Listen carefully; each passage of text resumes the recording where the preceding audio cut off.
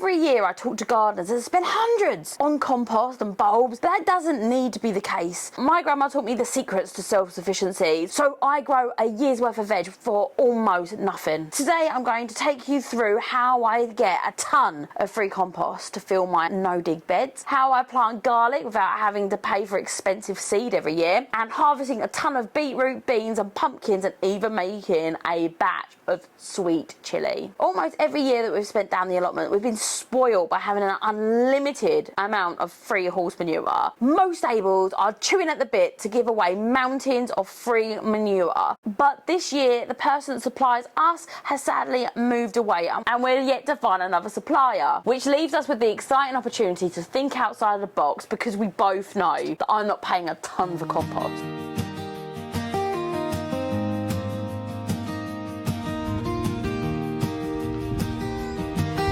All of our no-dig beds start off with a layer of cardboard. This is cardboard that I've collected over the year. And you can go to any supermarket and they'll give you a year's supply of cardboard free of charge. All you have to do is remove all the plastic and the staples and you're good to go. This layer of cardboard is amazing for suppressing weeds. And the cardboard produces a biodegradable sort of weed membrane so that the plant underneath the cardboard can't break through and up to where you plant your seedlings. This gives your plants a really big head start because they're not competing with really strong perennial weeds. Now we have 9 chickens that produce all of the eggs that we need throughout the year and a ton of free compost. Now I use this coop as a sort of living compost heap where I throw all sorts of kitchen scraps and spent plants, etc. into the chickens, and they have a fun time turning it, eating and obviously pooing all over it, producing really nutrient dense, fantastic compost. And I always say, why do something that animals are going to do twice as well and have twice as much fun doing it?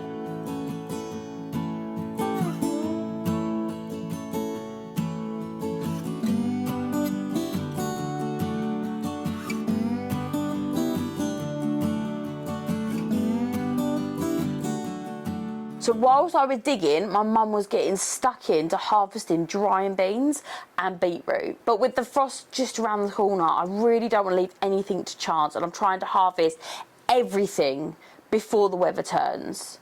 And this bed is going to be covered at the weekend with cardboard and compost to put in more garlic. Move from the city, chasing the dream. Fields of green and a clear running stream, planting the seeds, watching them grow. Simple life where the soft winds blow. Sunset skies on the homestead tonight. Hands in the garden, it all feels right. Living slow where the wild heart. This black gold is rich in nitrogen, phosphorus and potassium, anything that a growing plant needs, which makes it ideal to top our beds with. This compost is going to improve the fertility of the soil, boost microbial life and improve the structure and drainage of our clay soil. And we can really see the impact of this compost on our crops, and I'll talk about that a little bit more later. How are you filling your no-dig beds this year? Let me know down below. I'm always looking for suggestions. Simple life where the soft winds blow. Sunset skies on the homestead tonight. Hands in the garden, it all feels right. Living slow where the wild hearts roam. Out in the country I finally found home.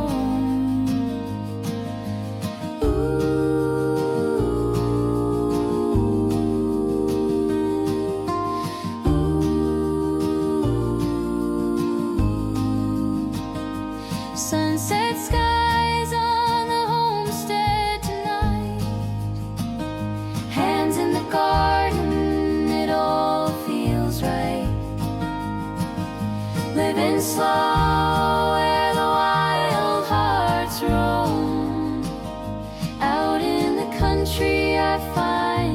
sowed beans this year mainly for seed, so I have a few batches and small beds of beans around the allotment. When I do sow them properly, I do massive beds and I do them every few years. I then can up all of the beans and have them on hand for quick protein rich meals like chili or even wraps.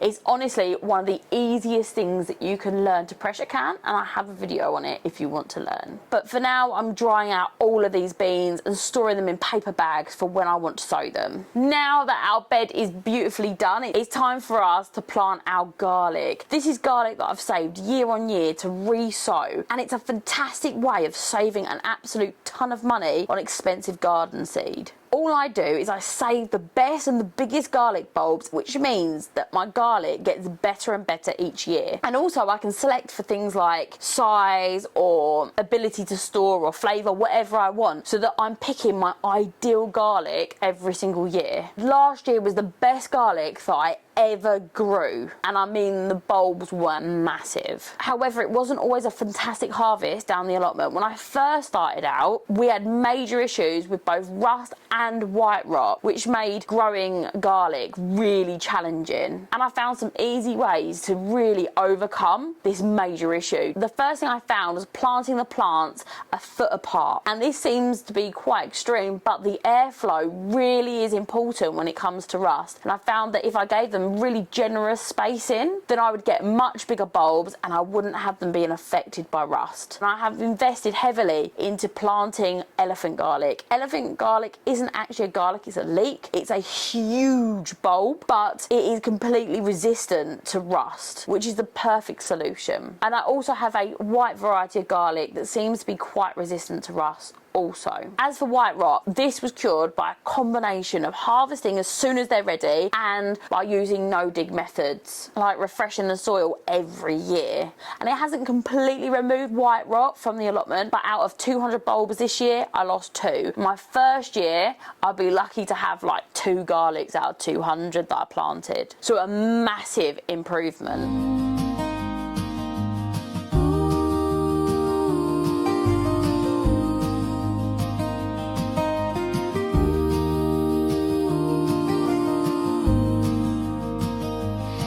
Garlic is a super heavy feeder, so once it's planted, I do sprinkle it with bloodfish and bone, which I buy in bulk to save as much money as I can. And this really boosts the development of the roots of the garlic and produces massive bulbs. I give them another sprinkle in the spring when they start coming up out the soil, and then for the rest of the season, they get nothing but a good drink. And I've found that this produces way healthier and stronger plants that are more likely to be resistant to pests and diseases. Simple life and soft winds blow.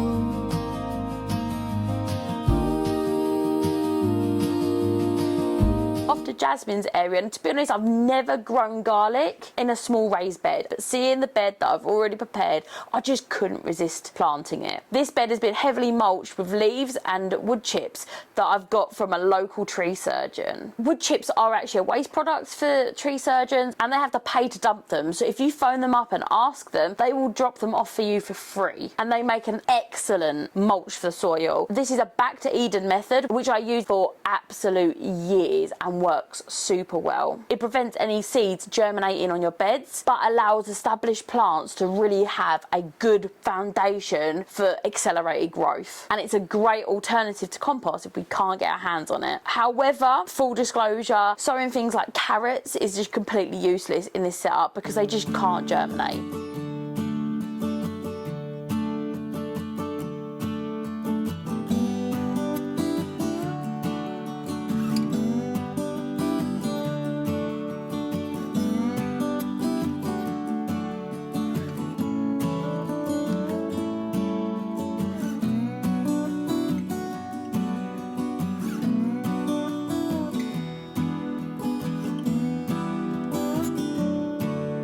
The rain is now coming down. It's time for us to pack up and go home. This time of year, the weather is so unpredictable. And although I'm not a frost tender flower, my mum and Andy most certainly are. So it's back home for a cup of tea and for some canning.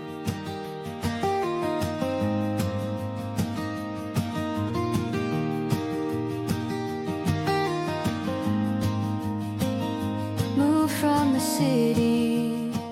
I have a bunch of ghost chilies that are in the fridge and really need to be used up. And I've been wanting to can them up for a little while, but I've been waiting for some new jars to come in. These jars I haven't actually used before, and they are smaller jars, 250 millilitres.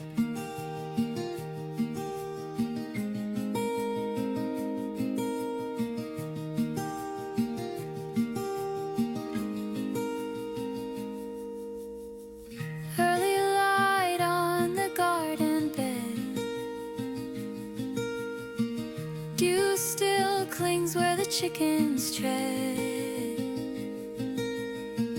Coffee warms as the morning begins, with laughter rolling on the wind. Little feet in the fields again, running wild through the rows of green. Joy so simple, pure and true. This is the life we're growing into.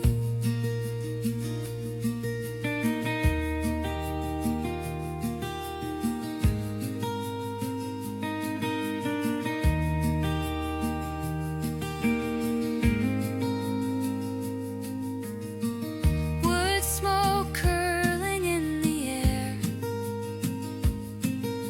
sunset painting colors everywhere.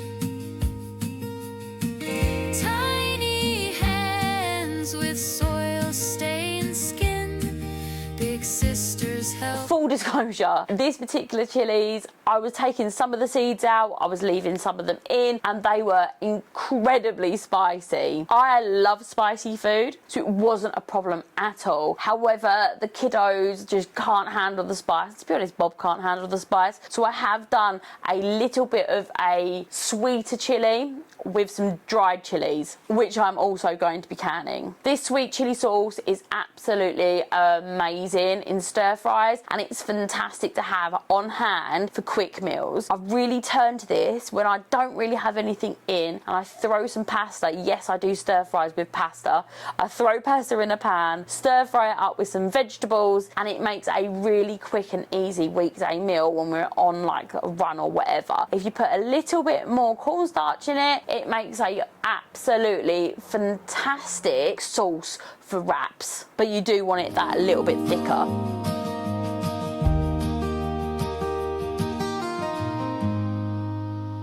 This is instant cornstarch, which technically you're not meant to can. I mistakenly bought this, but I'm going to use it. I find this one excellent and really good. I've had no problems canning with it. But if you're not comfortable, then do your own research and make sure you're getting the one that is approved. Wood smoke curling in the air,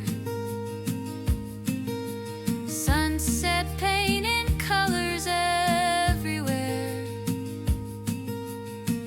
Tiny hands with soil stained skin, big sisters helping, proud of the life we're in. Little feet in the fields again, running wild through the rows of green. Joy so simple, pure and true. This is the life we're growing into. Yeah, this is the life we're growing into. Yeah.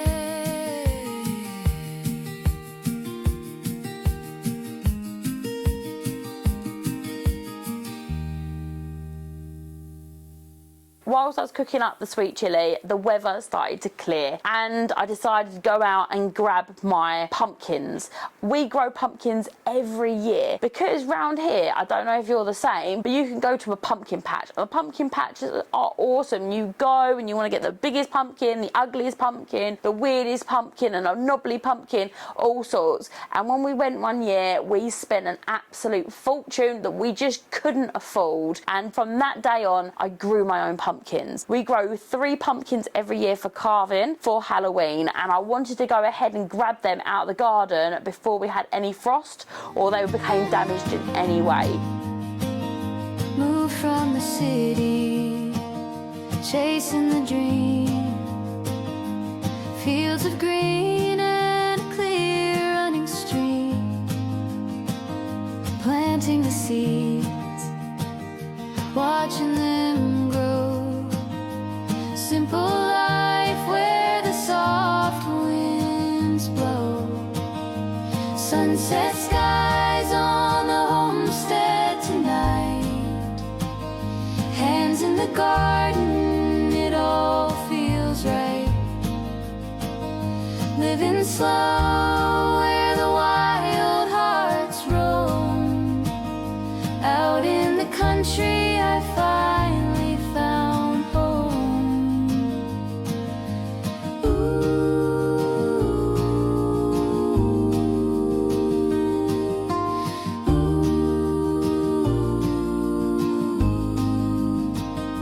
Sunset skies on the homestead tonight.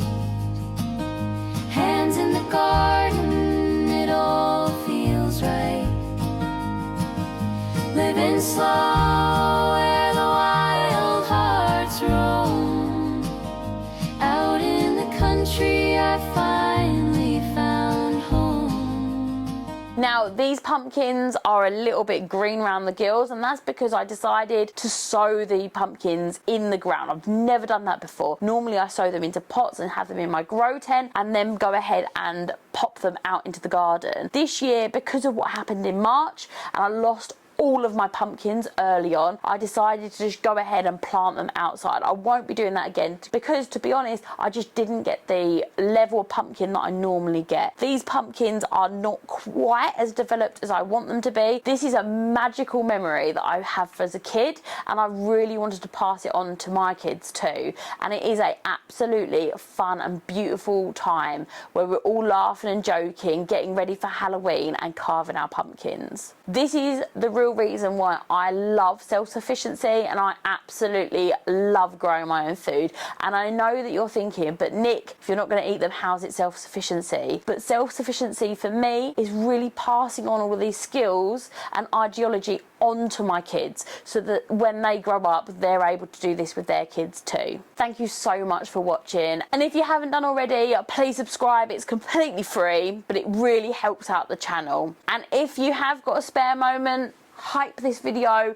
It really does impact small creators. Thank you so much, and I'll see you next week.